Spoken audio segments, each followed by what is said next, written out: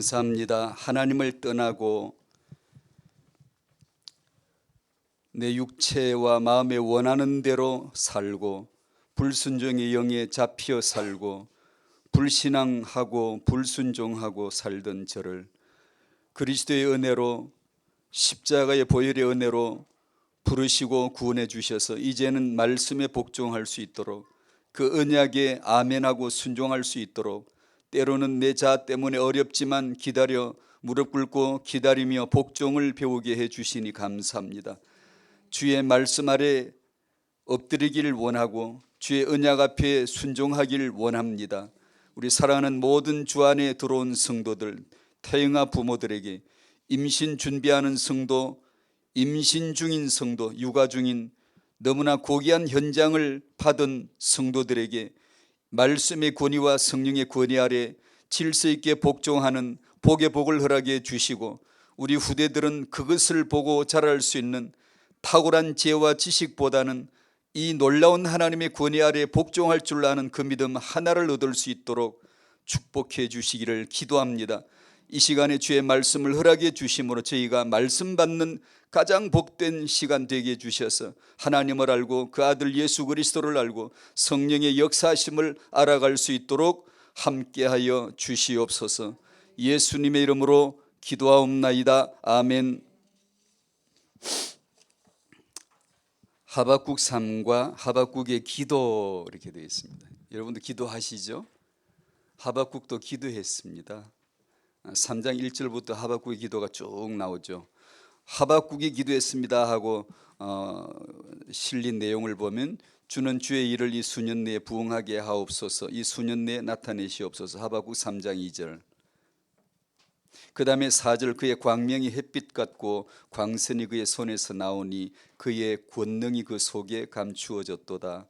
또 6절 그가 서신적 땅이 진동하며 그가 보신적 여러 나라가 전율하며 영원한 산이 무너지며 무궁한 작은 산이 엎드러지나니 그의 행하심이 예로부터 그리하시도다. 하박국이 뭘 기도하고 있습니까? 뭘 구하고 있죠? 하박국이 기도한 게 뭡니까? 당연히 예수를 구하는 거죠. 그리스도를 구하는 겁니다. 당연히 이 말씀 속에 예수 그리스도를 구하는 기도가 그 안에 언익되어져 있습니다. 그게 구약이죠. 신약은 바로 나타나 버린 거고 구약은 뚜껑이 닫혔는데 뚜껑을 열고 보니까 하박국은 전부 다 그리스도 중심의 기도를 했구나. 믿는 자의 마지막 고백은 다음과 같습니다. 하박국 3장 17절 비록 무화과나무가 무성하지 못하며 포도나무에 열매가 없으며 감람나무에 소출이 없으며 밭에 먹을 것이 없으며 우리의 양이 없으며 외양간에 소가 없을지라도 진짜 그래요? 아마 여기 계신 분 중에 이러진 않을걸요. 아무리 없어도 일이 없을까? 다 죽어버린 거예요. 전부 죽었어요. 밭도 죽고 나무도 죽고 소출도 죽고 어미 양도 죽고 새끼 양도 죽고 없어요. 다 죽음의 장소를. 이런 게 이스라엘이 불순종해서 이런 거예요? 그래도 그렇지 이 정도 없어질 수 있나요? 다 죽었습니다. 죽음을 말합니다. 율법 안에 들어있는 죽음을 말하고 성전 안에서 죽어있는 이들의 모습을 보여주고 어떻게 보면 당연히 죽음을 거쳐야 돼요.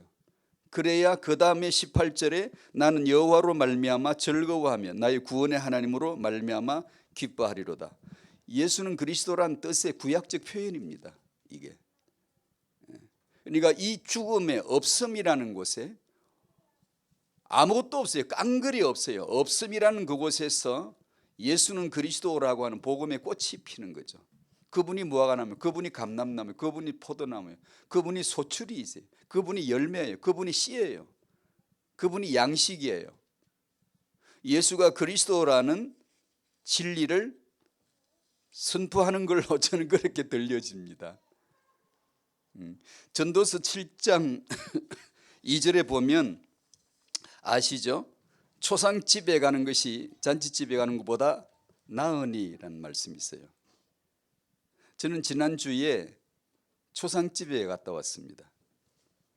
그래서 전도서 7장 2절이 초상집에 가라는 말은 죽음 앞에 가보라는 거거든요. 죽음 있는 곳에 가보라. 그게 너 잔치집에 가는 것보다 낫다. 낫던가요? 뭐가 낫던가요? 낫다는 게 뭘까요? 초상집에 다니면 나은 게 뭐죠? 죽음이라는 것을 찾아가면 죽음 앞에 갔을 때 나은 게 뭐예요? 생명 앞에 가는 것보다 죽음 앞에 가는 게 낫다는데 뭐가 낫다는 거죠? 그 생각을 했습니다. 지난주. 인간은 타의 영화에서부터 지식을 습득하는데 학습을 하는데 방법은 딱 하나입니다. 경험입니다. 경험은 오감을 통하여 5가지 문을 통해 들어옵니다. 시청, 후미, 촉을 통하여 아이는 그것을 보고 듣고 스킨십을 하게 되어지고 그 접촉을 함으로 말미암아 아이는 습득합니다. 습득함으로 인간이 됩니다. 만약에 인간이 습득하지 않으면 경험을 못 가지면 아무것도 잘하지 않아요. 아무것도 본 게 없고 들은 게 없으면 말 못하고 본 게 없으면 눈이 뭘 봐야 될지를 알 수가 없어요. 반드시 인간은 경험을 통해서만 내가 형성되고 발달하게 되어져 있죠.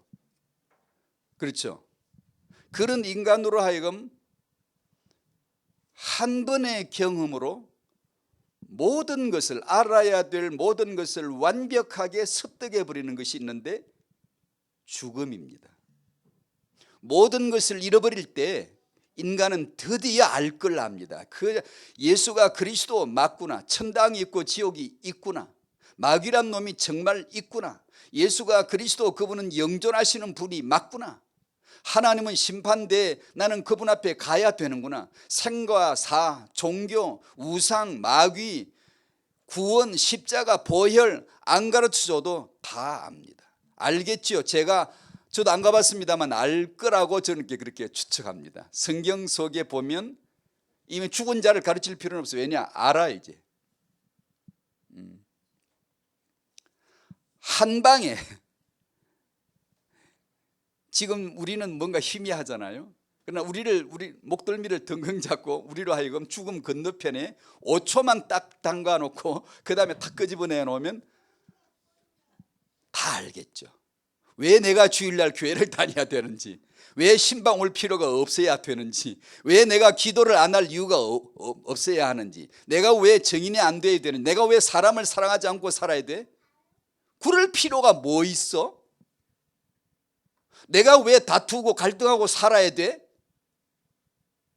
그럴 필요가 없음을 금방 알겠죠. 죽여주시옵소서. 그런데 참 문제는 죽으면 끝이라는 거죠.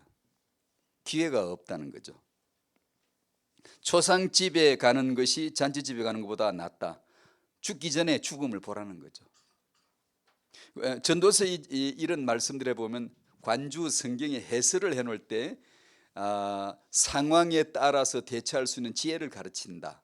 고난이 유익될 수도 있고 번영이 해악이 될 수도 있다. 이런 식으로 설명해 놨어요. 아니에요. 그런 설명이 아니에요. 그런 걸 가르치는 게 전도서가 아닙니다. 성경을 갑자기 종교책 수준으로 갑자기 끌어내리는, 그러지 마세요. 성경은 먼저 길을 꽂아 놓으세요. 이건 예수 그리스도의 기 외에는 기가 없어. 꽂을 깃발이 없어. 왜 이런 걸 가르치겠어요? 예수 그리스도를 가르치는 구약적 표현이에요. 초상집에 가면 나은 초상집이 어딜까요? 초상집에 열심히 다녀보면 배울 거 있나요? 없죠. 석가나 나오지, 공자나 나오지. 석가, 공자, 종교는 죽음 앞에서 나온 거예요. 왜 죽지? 왜 죽어야 하지? 왜 인간은 고통을 당해야 되지? 그 답이 뭘까? 묵상하다가 명상하다가 만든 게 종교예요. 초상집에 열심히 다니면 종교나 나오지, 허무주의나 배우지, 뭐 배울 거 있어요? 근데 성경은 분명히 초상집에 가는 게, 죽음 앞에 가는 게 낫다고 했어요. 뭐가 생각이 나요? 모르겠어요. 다른 분들이 어떻게 저는 그런 해설을 읽어본 적이 없고 또 보고 싶지도 않습니다만 제 마음속에는 이 지구촌이 죽음의 동네예요. 초상집이에요. 창세기 3장 죽음이 들어온 날, 시내산에 율법을 선포한 날, 죽음을 선포한 날에, 율법은 모든 사람은 죄인이라는 것을 확약시켜주는 하나님의 법이거든요.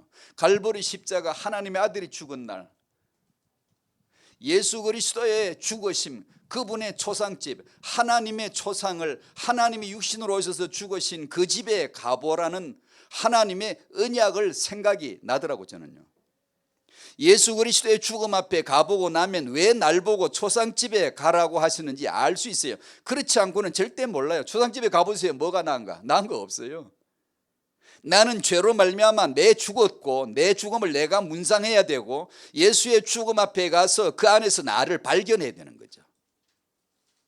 그게 아니면 구약에서 초상집을 언급할 이유가 없어요. 구약은 예수에는 말하지 않아요. 단지 삶의 교훈을 주기 위해서 초상집에 가보라. 그건 불교도 가르쳐요. 종교에서도 얼마든지 가르쳐요. 사람은 이렇게 죽는 거다. 빈손으로 왔다 빈손으로 간다. 그러니까 욕심 부리지 마. 불교. 그걸 가르치는 건가요? 아니죠. 다 죽었음을 말씀하고 있고 예수 안에서 다 살았음을 말씀하고 있다고 전 믿습니다. 육체로 살아가게 하심에 대한 메시지를 오늘 한 번 더 나누고 싶은데요, 왜냐하면 그게 저희들의 형편이기 때문입니다. 왜 예수 믿는 내게 연약함이 있을까? 어떤 분은 그 연약한 육체로 말미암아 살지 않으면 안 될 현실이, 형편이 적나라하게 있거든요. 남편 때문에, 어떤 이는 아내 때문에 굉장히 힘들어요. 어떤 이는 자식 때문에 정말 힘들어요. 힘든 부모들 없을까요? 어떤 이는 부모 때문에 굉장히 힘들어요. 어떤 분은 돈 때문에 굉장히 어려워요. 어떤 사람은 자기 한계 때문에 굉장히 어려워요. 잘 믿고 싶지만 되든가요? 내가 잘하고 싶지만 잘 되든가요? 참 어려워요. 이것이 여기 앉아 계신 분들이라도 예외가 아닐 거예요. 우리에게 있는 얘기거든요.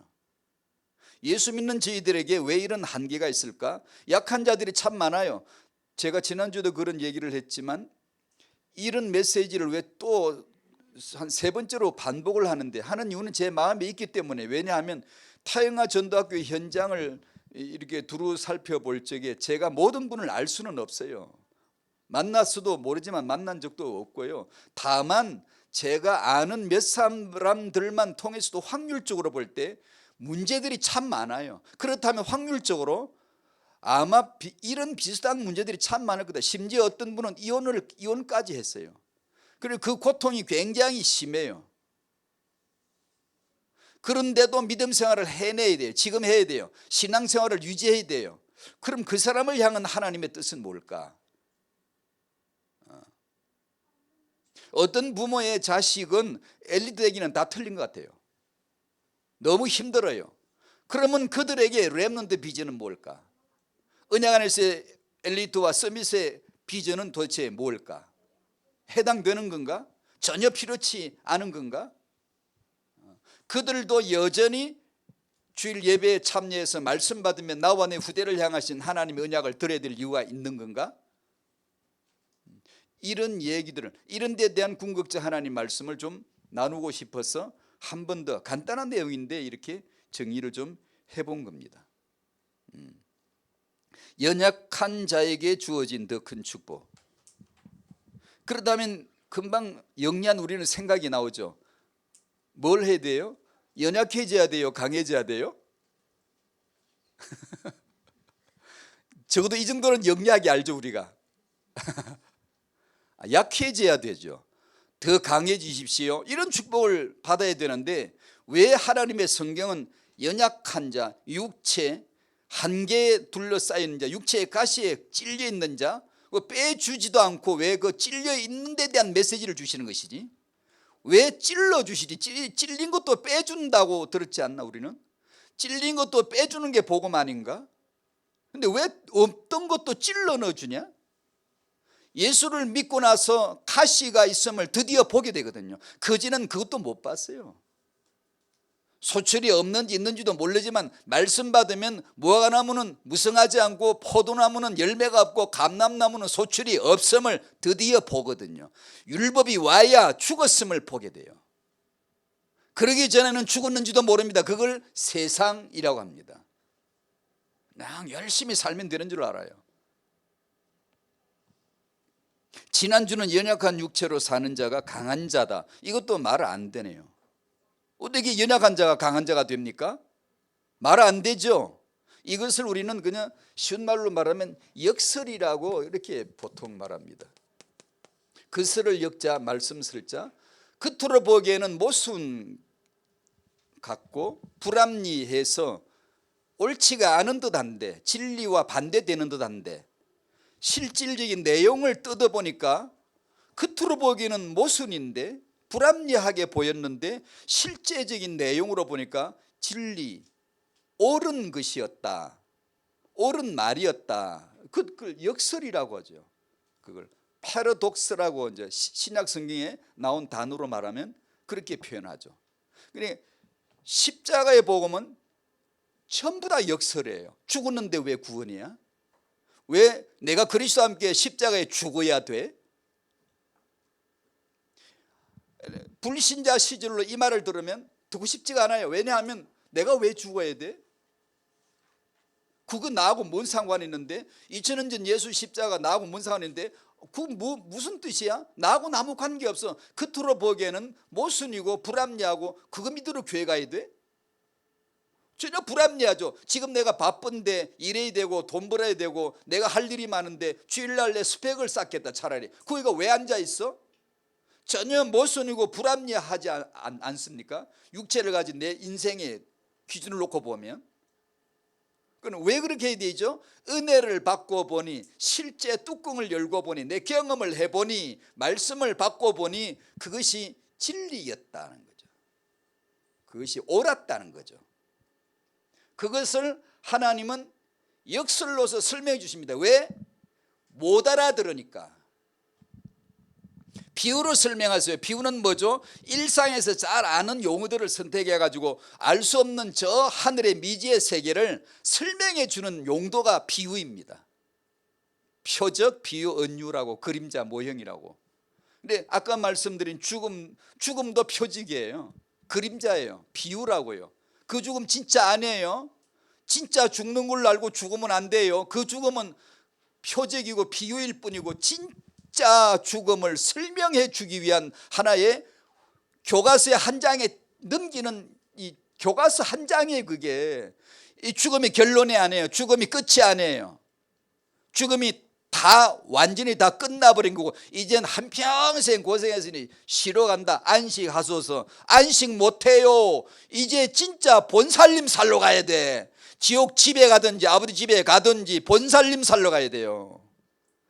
보이는 것은 전부 뭐다? 역설이요, 표적이요, 비유요, 그림자요. 실제가 아니에요. 그거는 그냥 간단하게 설명용으로 지나가는 거예요. 근데 그게 믿어지나? 안 믿어져요. 여전히 우리는 천당이 잘 안 믿어져요. 왜냐, 못 보니까. 간당간당 진짜일까 진짜일까 말을 안 해. 그렇지 우리는 잘 몰라요. 그래 그 간당간당한 믿음을 가지고 주일날 와서 앉아가지고 다시 말씀을 받는 거예요. 다시 말씀을 못 받듯이 하나님이 다시 때리는 거예요. 다시 저 세계가 있어. 하나님이 계셔. 그분이 믿음으로 역사하셔. 말씀으로 역사하셔. 성령으로 역사하셔. 말씀 본 적 있나? 못 봤어요. 성령 본 적 있나? 못 봤어요. 적힌 글자는 인쇄된 거지. 그런데 메시지를 받으면 맨 보이지 않는 말씀, 보이지 않는 성령, 하나님의 나라, 맨 이런 말씀으로 우리 심령에 다시 한번 언약을 확확 자꾸만 때려주는 겁니다.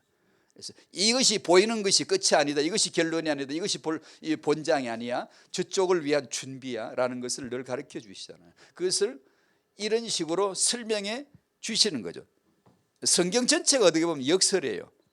아니 어떤 내용은 알기가 쉬운데 전도서에 초상집에 가라, 잔집에 가는 것보다 낫다. 그건 일반적인 교훈 같잖아요. 아니에요. 어떤 성경은 알 수 없고 어떤 성경은 알 수 있는 내용이 있다고. 아니, 알 수 있는 내용도 그게 아는 게 아니에요. 그것이 교훈으로 보면 아는 것 같지만 아니에요. 저쪽 하늘나라 진리를 설명하는 이 땅에 이해되는 말을 썼기 때문에 그런 식으로 이해하면 안 되는 거예요. 저 하늘을 이해를 해야 되기 때문에 사실상 모르는 거예요. 성경 주신 유권은 하나도 아는 게 없어요. 아, 이건 내가 알겠는데 뜻, 아니 그 뜻 아니에요. 그러므로 전부 다 하나님 말씀으로 그 역설 속에 비유 속에서 뜻을 받아야 돼. 그것이 은혜입니다.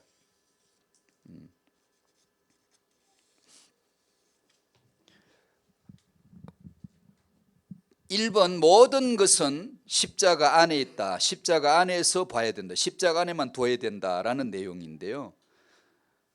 우리가 받은 그 복음을 익히 받은 복음, 은혜의 복음을 간략하게 정의했습니다. 모든 인간은 스스로 존재가 아니라 나는 스스로 존재하는 자가 아니다. 이거 하나를 배우는데 일생을 배우다가도 간당간당 희미합니다. 근데 죽는 순간 알아버려요. 아, 난 스스로 존재하는 자가 정말 아니구나. 나는 불리어 가야 되고 나는 인도를 받아야 되고 나는 누군가가 내게 규정을 줘야 되고 말씀이 와야 뜻이 와야 나는 이름이 생기는 거야. 그 말씀이 오기 전까지는 소리에 불과해. 뜻없는 소리, 닷소리, 기억 니은에 불과해. 기억 가지고 뭘 알겠니? 그게 아가 붙어야 가이지. 예수가 오셔야만 뜻이 되는 거야. 내 인생은 아무것도 뜻이 없어요. 언제 알죠? 살아서는 알기 어려울걸요. 그저 주일날 와서 또 말씀 듣고 그래 난 스스로 사는 자가 아니야. 하나님의 은혜를 받아야 돼. 그 말씀을 받아야 돼. 그 창조의 말씀을 오늘도 빚어가야 돼 라는 은혜를 받죠. 아멘이죠. 나는 스스로 있는 자가 아니라 창조된 자이다. 나는 사단에 의해서 죄로 떨어졌고 하나님을 떠난 죄인이 되었고 그 죄의 대가는 멸망이며 멸망받을 자의 삶의 스타일은 나 중심이다. 권위나 질서나 이런 건 나하고 관계없고 내 마음대로 육체 원하는 대로 내 고집대로 사는 것이 나 중심으로 사는 것이 불순종의 영에 잡힌 자의 삶의 스타일입니다. 경향성의 트렌드. 세상 모든 사람들은 개인화, 프랑스에서부터 강력하게 운동된 개인주의, 한국에 지금 완벽하게 퍼지는 개인주의, 탈권위주의, 권위를 인정하지 않아요. 왜 그럴까요? 자기 지위를 지키지 아니하고 권위를 거슬려 버린 그 악한 영 사단에 의해서 유다스 1장에 나오죠. 그 불순종의 영에 잡혀서 우리는 개인주의, 인권주의가 나온 거예요. 아니 인권이 휴머니즘이 대단히 훌륭한 거 아니야? 해보십시오.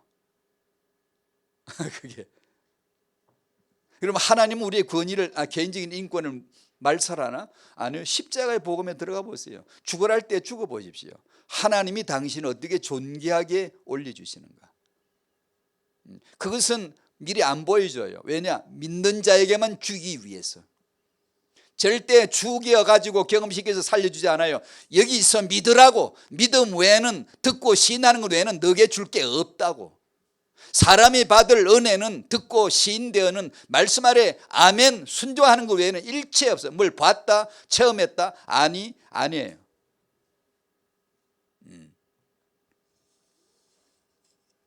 모든 인간은 그리스도와 함께 십자가 안에서 하나로 결합되어져 있고 모든 죄인은 그 복음을 듣고 시인하여서 믿음으로만 구원을 받는다. 그러므로 내 안에 사시는 그리스도란 극적인 말도 안 되는 역설 같은 그 사정을 누가 알겠어요? 지금 내 안에 그리스도가 사신다. 누가 알겠어요?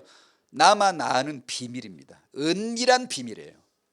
그걸 부부인들 알겠으며 자녀인들 알겠으며 부모인들 알겠냐? 그걸 모르는 거예요. 자기 안에 내 안에 사시는 그리스도 되는 거죠. 예수를 영접하는 자, 요한복음 1장 12절 아시죠? 영접하는 자, 누구를 영접해요? 예수를. 왜요? 창세기 3장에서 마귀를 영접했잖아요. 마귀 말을 받아들였잖아요.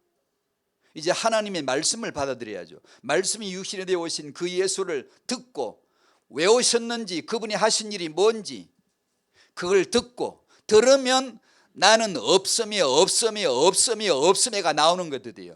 난 죄인이고 죽은 자이고 마귀자니고 그게 전부 다 없다는 뜻입니다. 넌 없고 안 되고 여호와로 말미암아 구원의 하나님으로 말미암아 드디어 즐거워하게 되어지는 구원을 얘기하는 거죠. 예수를 영접하는 자, 하나님의 자녀 되는 권세를 주셨다. 예수를 언제 영접하죠? 여러분 언제 영접하셨나요? 예수를 영접하셨나요? 어떻게 영접하죠? 못하죠. 어떻게 예수를 영접할 수 있나요? 못하죠. 그런데 영접한 자로 지금 우리가 앉아, 저도 영접했어요. 제가 어떻게 예수를 영접할 수 있죠? 못하는 건데요. 어떻게 됐죠? 예수를 증거하는 사람을 영접한 거죠. 루디아가 예수를 믿었죠. 어떻게 믿었죠? 믿을 수가 있나요? 못 믿습니다. 예수를 증거하는 바울을 말을 따름으로, 사도행전 16장에 보면 그 바울의 말을 따름으로, 누가 그렇게 따르게 했어요? 주께서 그 마음을 열어 바울의 말을 따르게 하시니. 여러분이 예수를 증거해 주시는 전도자를 만났을 적에 주께서, 성령께서 당신으로 하여금 마음이 열려서 이 사람의 말을 듣고 이 사람을 맞아들인 거죠. 이 사람의 말을 받아들인 거죠. 너희를 영접하는 자는 곧 나를 영접하는 것이다. 마태복음 10장 말씀에 사람을 영접했는데, 예수 믿는 사람을 영접했는데 예수를 영접하기 시작이 된 거잖아요. 그걸 영접이라고 합니다. 교회 안에 들어오면 사회적으로는 굉장히 수준 높은 지식을 가진 사람, 어떤 지위적으로도 높은 사람이다 할지라도 교회 안에 들어오면 자기보다 수준이 낮아 보이는데, 지식 수준과 사회적인 수준이 낮아 보이는 어떤 집사 앞에 가서 그가 전하는 말씀을 듣고 배워야 돼.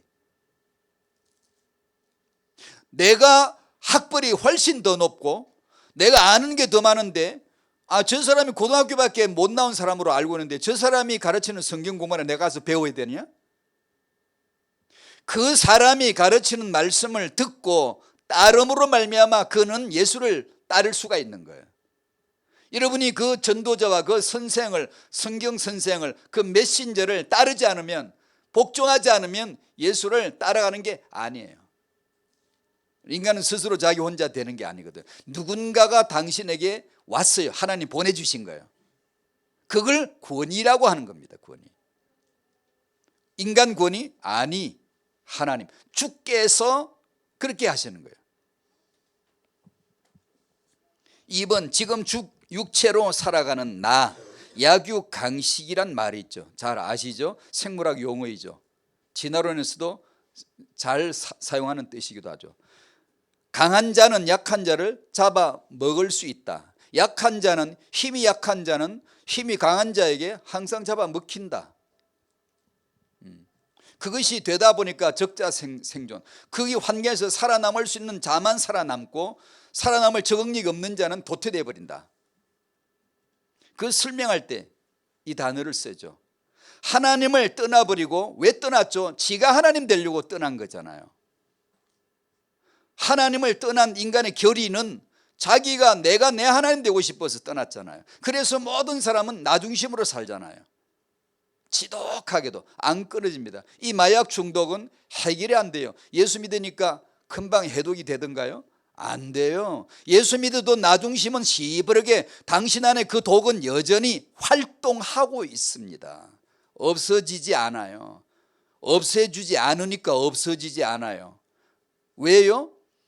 왜 초상집에 가야 돼요? 왜 죽음 앞에 가야 돼요? 생명을 거기서 가르쳐 주는 거예요. 하나님이 항상 그렇게 역설이죠. 그게. 하나님을 떠나 거짓 하나님이 된 나는 세상에서 어떻게 살죠? 약한 자를 이길 수 있는 능력, 스펙, 실력, 학점, 학력, 이런 걸 끊임없이, 얼굴을 뜯어고쳐서라도 남보다 더 이뻐야 돼. 내가 어떻게 공부를 해서라도 남보다 앞서야 되고 높은 자리에 가야 돼. 성공자에 가야 돼. 세상은 그 약육강식 논리 외에는 일체 없어요. 아니, 종교에서는 희생하던데 희생도 자기 일을 위해서예요. 그 속으면 큰일 나요. 청빈하게 산 사람은 정말 희생적으로 살았다. 청빈도 자기를 위한 거예요. 하나님 나라에서는 절대 용납되지 않아요. 그게. 가인은 아벨을 쳐서 죽임으로 강한 자임을 나타낸 거죠. 가인의 후손들은 사람들을 죽일 무기를 만들어요. 사람들을 죽일 무기를 만들어 사람들을 죽임으로 강한 자임을 자부하는 거죠. 바벨탑 뭐죠? 많이 배운 자, 과학자들, 똑똑한 자들, 능력자들이 모여서 이루어낸 인간 바벨탑이죠. 능력이에요. 강한 능력이에요. 우리는 할 수 있어. 하늘의 대를 닿게 쌓을 수가 있어. 하늘에 높게 닿게 대를 쌓고 제단을 올리고 하나님이 아니라 우리의 신에게 우리를 스스로 우리는 찾는 우리 이름을 낼 거야. 이 강한 자잖아요. 세상은 그렇게 살잖아요. 당연하죠. 당연하죠. 성경은 어떻게 해요? 역설이에요. 죽임을 당한 아벨이 가인을 이겼대요. 히브리 11장 4절.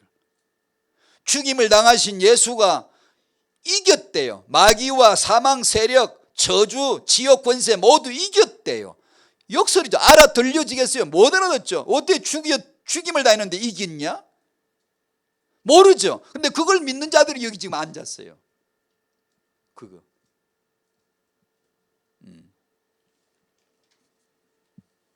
어떻게 그렇게 이길 수 있냐? 강함으로가 아니라 약함으로 이겼다. 지난주 메시지 고린도서 12장 7절 8, 9, 10절.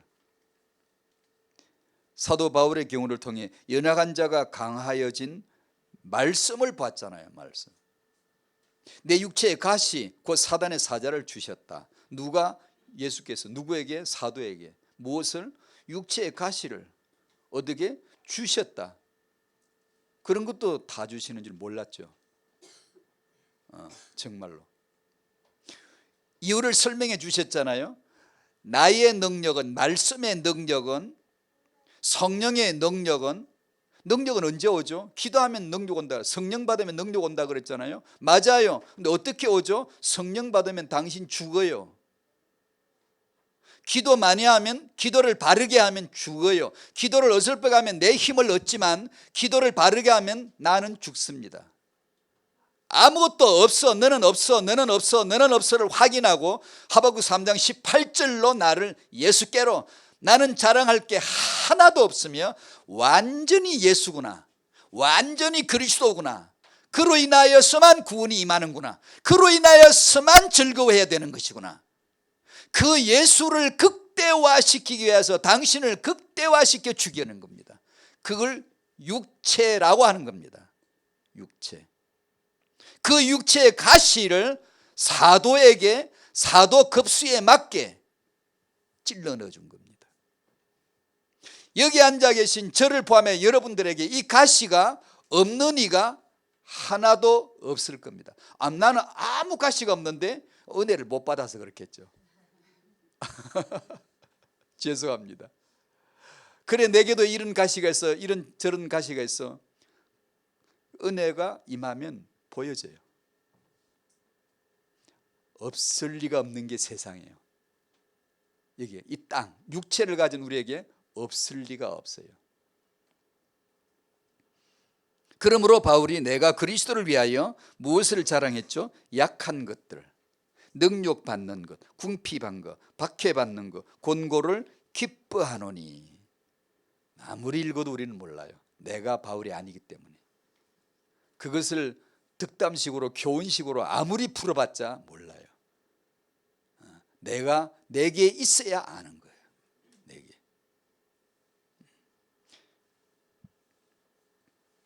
(2번) 이해할 수 없지만 고린도전서 1장 말씀을 여셔서 연약한 자들에게 주시는 더 큰 축복이란 오늘의 본문을 한번 보도록 하죠. 펴실까요? 약한 자들이 더 강한 하나님 나라의 모순 같은, 역설 같은, 아이러니한데 그 내용을 오늘 간단하지만 접하는 겁니다. 당연히 믿는 자는, 제가 몇 가지 예를 들게요. 당연히 믿는 자는 믿는 자들끼리 결혼하셔야 되겠죠. 믿는 자끼리 결혼한 부부 여기 많이 계시죠. 참 잘하시는 거죠. 정말 축복받으신 것이죠. 말씀 받은 성도들은 당연히 그렇게 되기를 바라고 그렇게 축복을 하고 또 받겠죠. 청년들이 여기 있다면 당연히 그런 결혼을 하게 되시기를 바랍니다. 그런데 이해할 수 없는 모순 같은 역설이 있어요. 그게 뭐죠? 믿는 자들끼리 결혼한 어떤 부부보다 믿지 않는 이와 결혼한 어떤 그리스도인의 믿음이 더 좋을 수도 있어요. 꼭 믿음이 좋다는 게 뭐냐라는 어떤 객관적인 기준이 뭔가 이런 걸 말하려면 참 복잡하지만, 그러나 그냥 좀 쉽게 단순화시켜서 표현 큰데 분명히 있어요. 그걸 제가 전도학교 다니면서 소위 우리 속으로 짝 믿음이라 그러잖아요.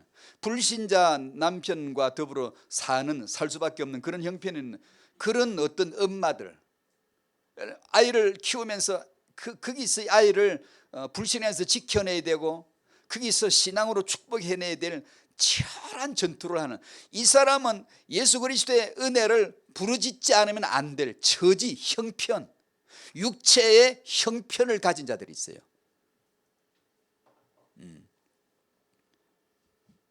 심지어 어떤 사람은 불신자에게 핍박, 고통을 받을 수도 있고요. 심지어 어떤 분은 이혼을 한 상태에 얼마나 눌려 있겠어요. 안타까움에 그 누구보다 더 많이 기도하는 사람이 있어요. 목사님 저를 위해 기도해 주세요. 이런 분들, 우리 아이를 축복해 주. 그 눌린 심정으로 위로받지 못하는, 그리고 성도들 앞에 쉽게 나서지도 못하는, 부끄러워,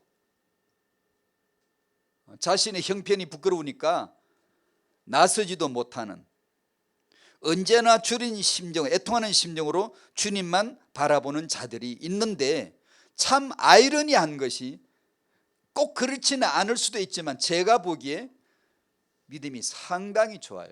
좋다는 말은 뭐냐 하면 주님 없이는 못 산다는 자기 처지를 늘 직시하고 사는 거죠. 어떤 믿음의 부부는, 믿는 사람끼리 결혼하는 부부는 사실 너무 핫해요. 너무 게을러요. 그냥 평범해요. 아무 문제 없어버리나 그걸 복받은 걸로 아는 모양인데, 하박국 3장 17절은 유대인들에게만 해당되는 걸까? 아니면 성경에 올리지 않아요. 그건 반드시 모든 말씀으로 우리의 처지를 보여준 거예요.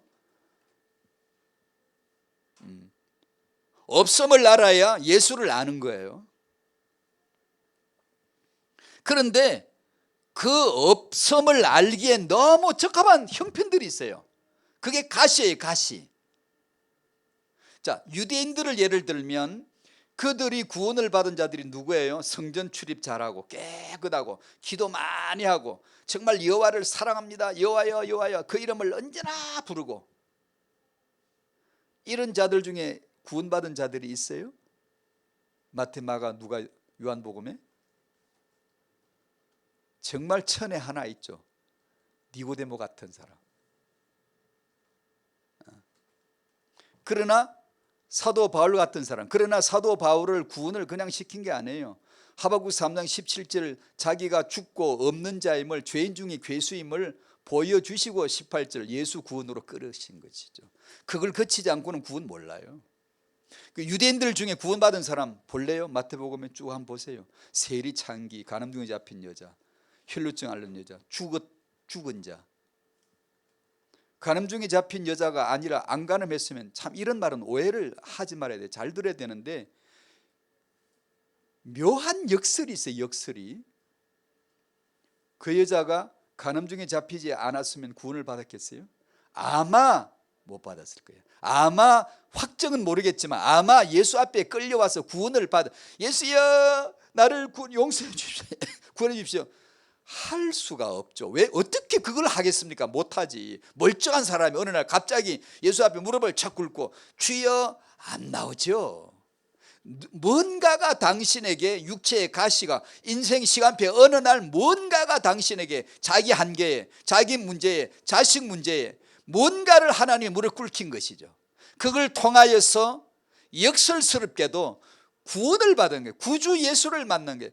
그러고 보니 내가 그 병들미 정말 절묘한 시간표였고 저는 그걸 잊을 수가 없어요. 제가 그 연약한 속에 무릎 꿇혀졌을 때 그 무지와 혼돈과 공허 속에 그 무저갱처럼, 끝없는 무저갱에 떨어뜨린 것처럼 인생이 빠져나갈 때 난데없이 나타난 거대한 구조선 예수, 거대한 구주 예수, 어마어마하게 크신 예수, 그분을 만날 줄 정말 몰랐는데 구원받고 나서 알았어요. 모를 리가 없어요. 절묘한 시간표였구나. 그 시간표를 누가 만들겠어요? 못 만듭니다. 주께서 그의 마음을 열어 바울의 말을 따르게 하시니. 루디아가 바울 선생님 내 집에 오십시오. 당신을 영접합니다. 당신을 통하여 예수를 영접했는데 당신을 우리 집에 영접합니다. 오셔서 쓰십시오. 그게 당신 얘기가 되시기를 바랍니다. 그럴 마음이 생기잖아요. 우리가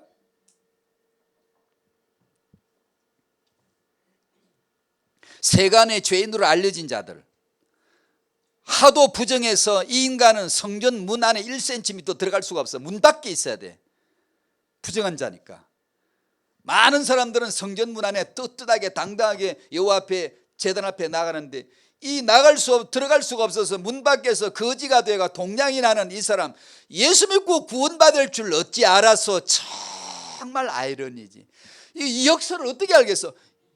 빨리 제발 부정한 자가 되어 성전 문 밖에 거지가 되시기를 축복합니다. 아멘을 못하네. 안 그러면 이 사람이 구원을 받았겠습니까?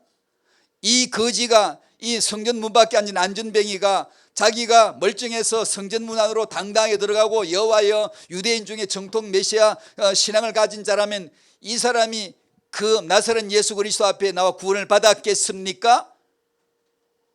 확정적이진 않지만 거의 어렵죠. 왜냐하면 마태, 마가, 누가복음 보세요. 누가 구원받았나? 알려진 죄인들. 누구나 다 알아. 저놈은 죄인, 나쁜 놈, 나쁜 놈, 세리 나쁜 놈, 민족의 피 빨아먹는 놈. 그 나쁜 놈을 예수께서 딱 데려갑니다. 왜요? 일부러. 왜요? 정말 그런가? 고린도전서 1장 한번 펴보세요. 26절.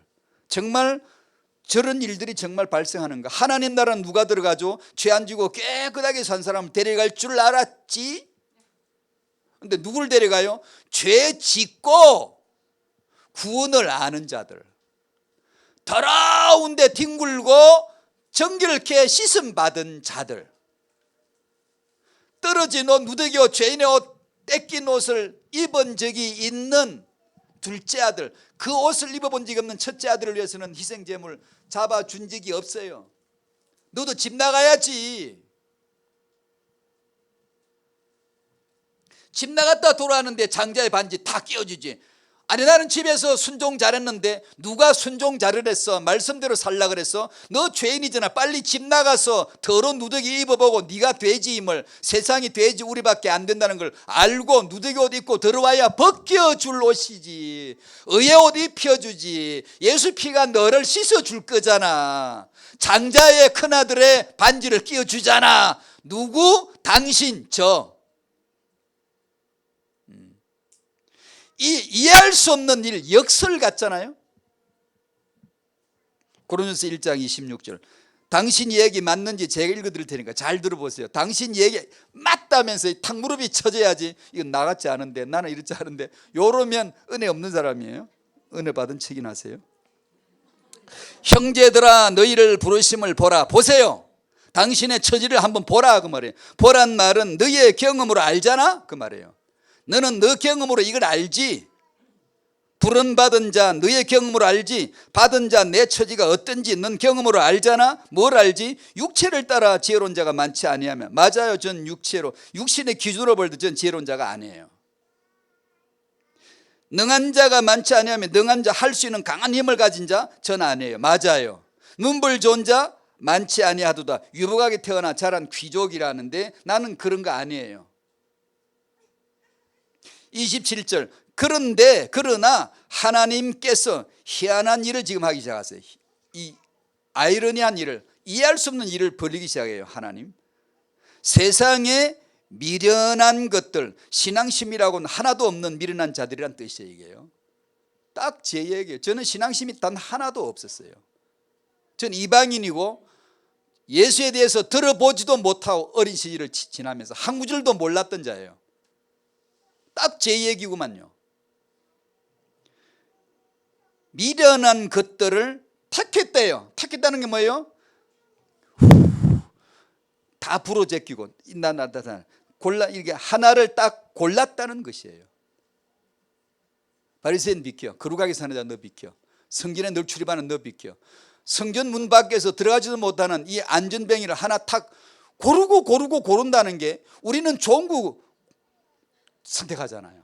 택했단 말은 골랐다는 건데, 근데 하나님은 이 지구에서 후불로 다 날려버리고 하나를 탁 집어 골랐는데 안전뱅이야. 소경 거지 바디메오야. 멀쩡하게 정말로 스펙이 좋은 사람들이 많은데, 지혜로운 자 문벌 좋은 자 많은데 왜 하나도 안 고르고 딱 그걸 탁 골라내는 거예요.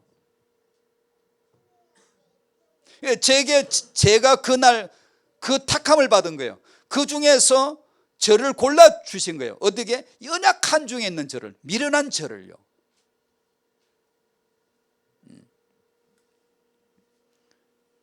지혜 있는 자들을 부끄럽게 하려 하시고 세상의 약한 것들을 택하사 골랐대요. 약한 것들, 무력한 자들, 병약한 자들. 딱 제 얘기구만요. 제가 병약했거든요. 무력했거든요. 무기력했거든요. 강한 것들을, 강대하고 강력한 자들을 부끄럽게 하려 하시며 28절 하나님께서 어떻게 하시나 보세요. 세상의 천한 것들, 상스럽고 비천한 자들, 멸시받는 것들, 하찮게 여겨 무시해도 될 만한 존재들, 없는 것들, 아무것도 없는, 별 볼 일 없는 것들 택하사 골라내가 있는 것들을, 잘났다고 하는 것들을 아무것도 아닌 것임을 보여주려고, 증명해 주려고 있는 것들을 폐하려 하시나니. 29절 이는 아무 육체를 가졌다면 그 인생은 하나님 앞에서 자랑할 게 없다. 구원 못 받은 자도 그렇고 구원받은 자도 그 육체로는 자랑할 게 없다. 30절 너희는 하나님으로부터 나서 그리스도 예수 안에 있고 예수는 하나님으로부터 나와서 우리에게 지혜와 의로움과 거룩함과 구원함이 되셨으니. 기록된 바 자랑하는 자는 주 안에서 자랑할 것밖에 없다. 주로만 자랑해라. 예수로만 자랑해라. 구약의 하박국 보그들랑 예수만 봐라, 그 말입니다. 예수 그리스도만 봐라. 눈 부릅뜨고 예수 그리스도만 골라내, 찾아내라. 후 불어버리고 다른 거 다 불어버리대요. 골라서 딱 찾아내야 돼요. 신약은 찾을 거 없고 바로 그냥 예수가 드러나셨고. 자, 그 얘기 읽어보니까 어때요? 저는 정말 너무나 고맙게도 제 이야기예요. 딱 맞아요. 어쩌면 제 이야기를 이렇게 해주셨는지요. 여러분에게 이 은혜가 임한 줄로 믿습니다. 이 은혜를 임하셔야 돼요. 이것이 있어야 돼요. 그래야 신앙생활이 돼요. 안 그러면 내 마음에 원하는 대로, 육체에 원하는 대로, 자기 마음에 가는 대로 고집대로 살기 때문에 어려워요. 예수 믿는 자는 그게 없나요? 아니, 있어요. 그런데 어떻게 신앙생활을 하죠? 그 있음을 알아요. 이제 은혜로 알기 때문에 신앙생활이 되는 거예요. 그걸 모르는 사람은 신앙생활이 아예 안 돼요. 잡혀있어 그게. 그러나 이걸 은혜 받은 사람은 그걸 이제 알아요. 아, 이게 없구나, 이게 죽었구나, 이건 육이구나, 그걸 안다고요. 그 아는 것을 나를 보고 안다는 거예요. 그러니까 신앙생활을 하죠. 그것을 영광이라고 합니다. 영광. 박수 치는 걸 영광 돌린다는 그런 뜻이 아니고 그걸 인지할 때 영광 돌린다라고 하는 거예요. 자, 3번은 후대 언약입니다. 연약한 육의 한계를 받아들이는 육아 현장. 연약한 육의 한계를 지닌 자 중에서 하나님이 부르실 거니까, 하나님이 너희를 부르심이 어떤지 한번 봐라 라고 쫙 말씀해 주잖아요. 하나님이 이후에라도 렘넌트를 어떻게 부르실 거냐면 이렇게 부르실 거거든요. 이렇게. 그러므로 근데 간략하게 정리해 놓은 것은 자신의 나의 육의 한계를 받아들여도 된다. 지금 내 사정이, 내 자식이 볼 때 엘리트 안 되겠는데 괜찮다. 그 상태 그대로 지금 나오고 그대로 예수의 말씀을 듣고 강단의 말씀을 받으며 주 예수 그리스도를 알아가라. 그 자녀에게 단지 하나 넘겨줄 것은, 당신이 넘겨줘야 될 것은 예수 그리스도의 복음이다. 예수를 잘 알든 적게 알든 그건 불문하고 당신의 형편이고 대개 사정이고 지금 그 자리에서 예수 앞에 나와라. 그 자리에서 말씀 앞에 나오고 예배에 나오고 기도 앞에 나와라. 나는 이게 어려울 것 같아. 내 자식은 아무래도 힘들 것 같다. 아니, 당신이 규정하지 말고 그 연약한 것이, 미련한 것이, 그 IQ 낮은 것이 아무도 모른다. 예수 그리스도 앞으로 부르기에 너무나 적합할 수가 있기 때문에 아무도 결론 짓지 못한다. 미래에 하나님에게 쓰임받는 많은 사람들 중에 어려서 성경 몰랐던 사람들 상당히 많을 것이다. 제가 어떻게 목사가 되겠어? 라고 말들은 사람들 중에 하나님 부르신 자 분명히 있다. 분명히 있다. 그게 법칙이라는 게 아니고 하나님의 부르심에 어떤 취향, 하나님의 경향성이 어떤가를 보여줬거든 지금요. 자식의 한계도 받아들이자. 자식 문제로 애태우는 부모가 있다면 내 자식은 왜 이럴까?